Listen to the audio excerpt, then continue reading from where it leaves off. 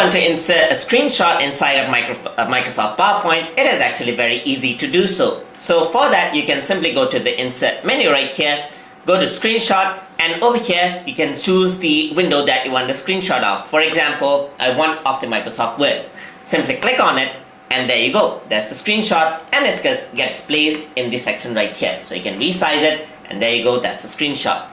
But sometimes you do not want all of the screenshot. You just want a portion of the screenshot. And to do that, you simply go to insert again, go to screenshot menu, and go to something called screen clipping.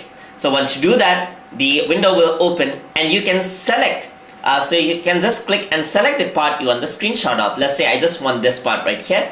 Select and drag, and there you go. The screenshot has been selected right there. So that is how you can insert screenshot, and you can apply various effects to the screenshot because it is an image, basically an image, and you can apply any effect to it. So that is how you can insert screenshots inside of Microsoft PowerPoint. Hope you guys learned something as always, and as always, please like, comment, share, and subscribe.